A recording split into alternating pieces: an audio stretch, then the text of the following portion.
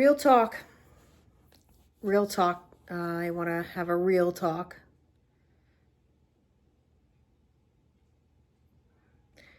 I I had a few last minute stragglers tonight, and one of them uh, booked with me and then canceled right after. And then, so anyway, oh, we got a cat fight happening. Guys, come on. And then, anyway, long story short, I went and met my best friend, Michelle. Oh, Miles has some things to say right now.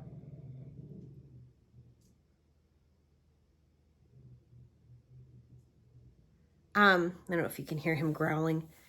So anyway, I went and met her for a quick bite to eat there, and just got back, and boy oh boy, we both looked at one another at the table tonight and said to each other, this was no coincidence. If you guys only knew what we were talking about. And we no sooner or later look over, and this mother, now this is like a tavern that we meet at, because it's like halfway for the both of us, and there's like literally no restaurants in this old beaten up town halfway between where both of us live.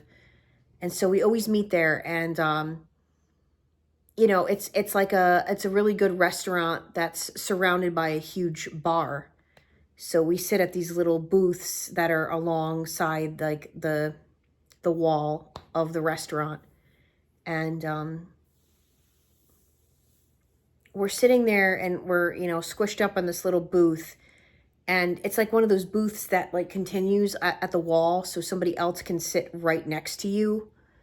So this mother comes in with her son, and right away has like no idea about personal space or boundaries, and literally almost sat on my purse that was sitting next to me on the booth. You know, Michelle was sitting at the table across from me at the chair, and she almost sat on my purse, and her son comes in. The kid had to be like probably 7, if I had to guess, 7 or 8 years old.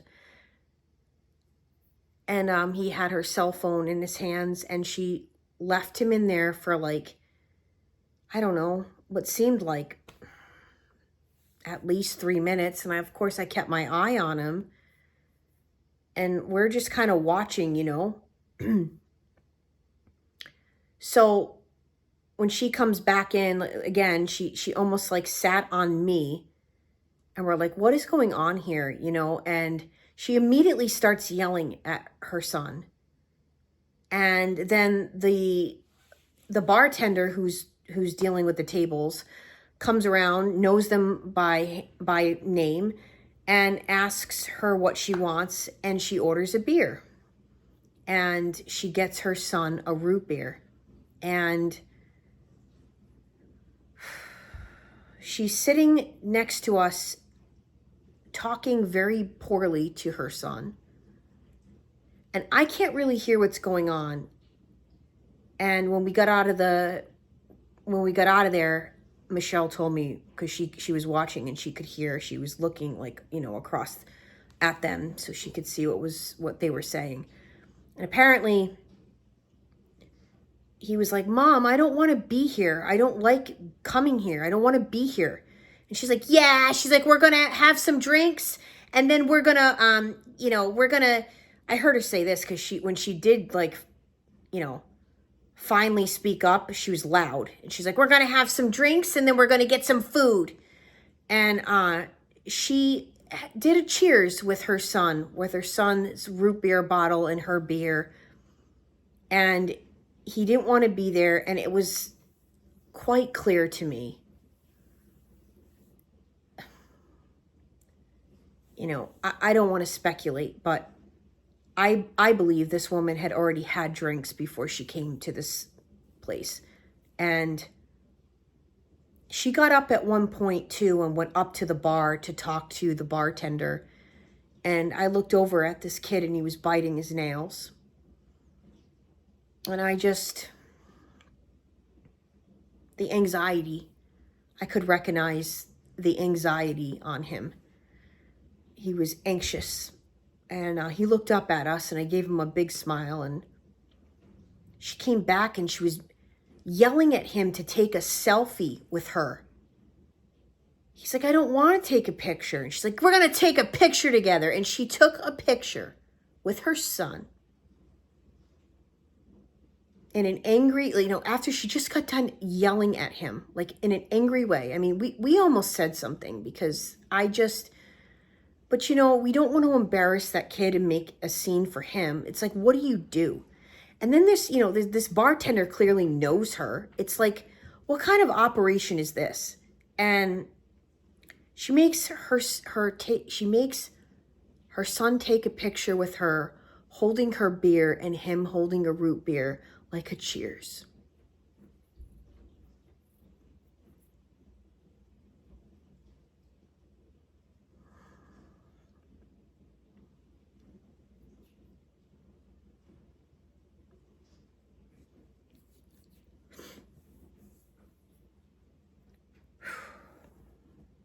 Yeah, that's real nice.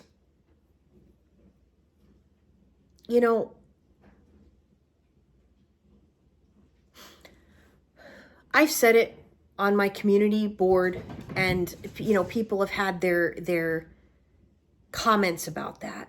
But I'm going to say it again, and I'm going to say it out loud in this video for anybody that cares to hear my thoughts on this. Under zero circumstances should anybody, I believe, be drinking around children. Because even if you think you have that under control, I just don't believe in it. I don't. I'm sorry, I don't. And we should be teaching children to stay away from that stuff, okay? That's the message we should be teaching children. Why do I say this? Because you don't know how this is going to turn out for your child. You have no idea that if you can casually drink, that your child would be able to casually drink. Let me tell you something right now. Alcohol could potentially destroy your kid's life. You don't know how that's going to work out for them. You don't know that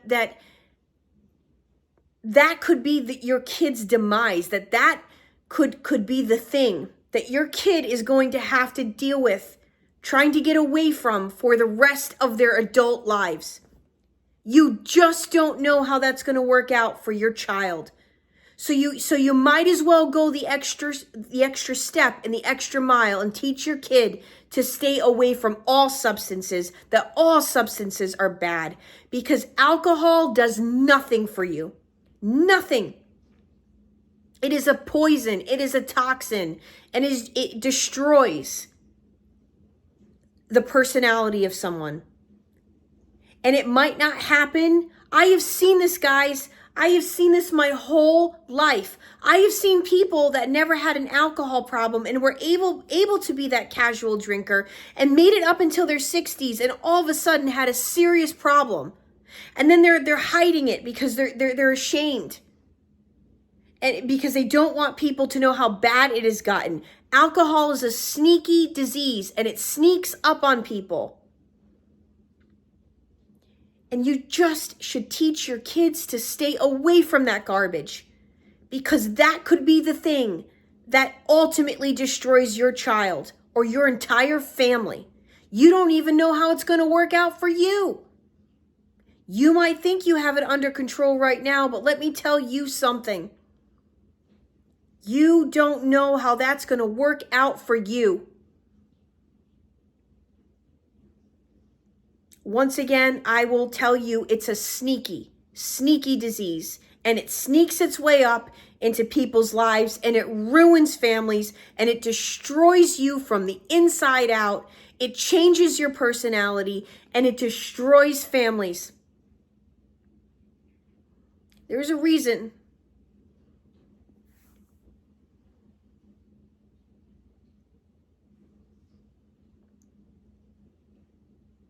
I saw that tonight because it backed up everything I was talking about. And all that I have seen throughout my life and all the people I've worked with.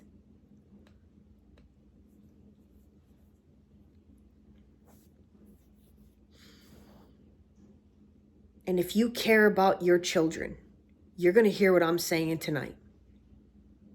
It is at every single corner in your town. There is a liquor store. It is pushed to you at every single restaurant you will sit down at, like it was tonight. The waitress said to us, the bartender, "What do you guys want to drink?" We both looked at her and go, She goes, "Look at the drink menu," slams it in our face. Doesn't even consider that we're not drinking. Doesn't even consider it. Has to come back. "What are you guys drinking?" I said, "We're not drinking. We're drinking water." Because I knew what she wanted. She wanted a good tip. She wanted what she's there to make. She's there to make money off of you buying booze. We weren't there to buy booze. We were there to get a grilled cheese and go home. And talk and go home. But all this to say,